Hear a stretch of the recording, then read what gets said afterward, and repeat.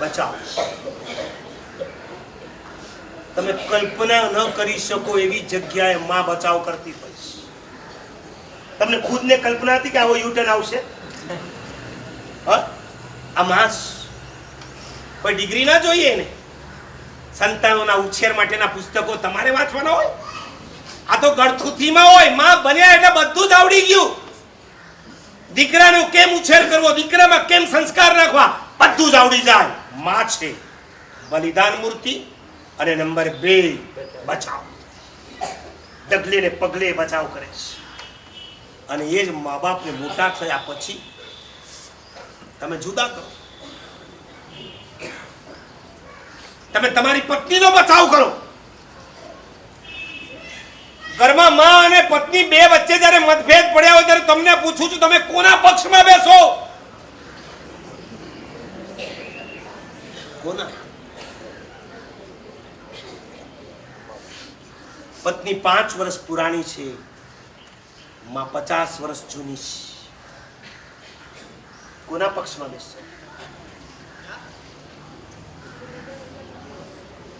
જિંદગી આખી જેને તમારા માટે બલિદાન આપ્યું, જિંદગી આખી જે તમારો બચાવ કરતી રહી, એ માને તમે એક સાઈડ પર હડસેલી નાખો અને હજી જે ગઈકાલે આવી છે એના પક્ષમાં તમે બેસી જાઓ.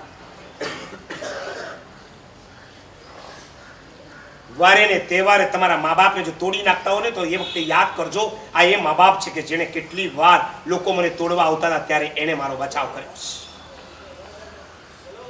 ગેરંટી સાથે કહું છું, 70 વર્ષના બાપને જે દિવસે સમાચાર મળશે ને, રિટાયર થયેલા બાપને સમાચાર મળશે કે મારા દીકરાએ શેર બજારમાં 1,80,00,000 ઉઠમણું કરી દીધું છે, હવે પોતાનો ફ્લેટ વેચી અને સાવ ચાલી સિસ્ટમની અંદર આવી ગયો છે, એની પાસે ખાવાના પણ પૈસા નથી, ફાફા છે.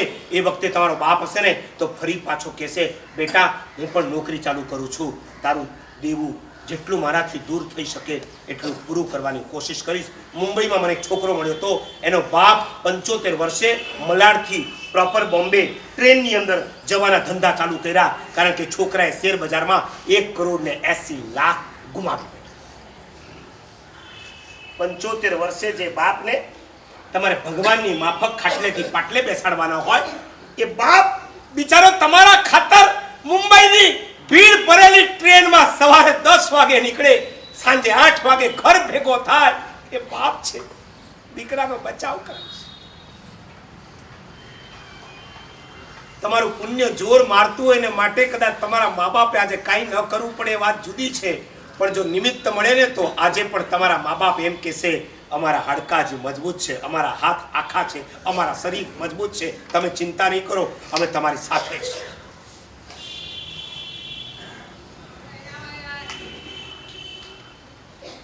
આખી જિંદગી સુધી બલિદાન અને બચાવ આપનારા મા બાપ,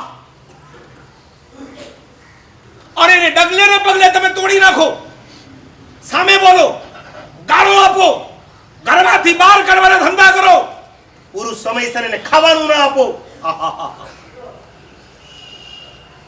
તમે ઘરના ઘરમાં નથી મોકલ્યા એનો મતલબ એ નથી કે તમે તમારા ઘરમાં એને બહુ સારી રીતે સાચવો છો. ક્યારેક એમ કહેવાનું મન થઈ જાય ઘરની હાલત જોયા પછી, આના કરતા એ ઘરડા ઘરમાં હોય તો બહુ સારા.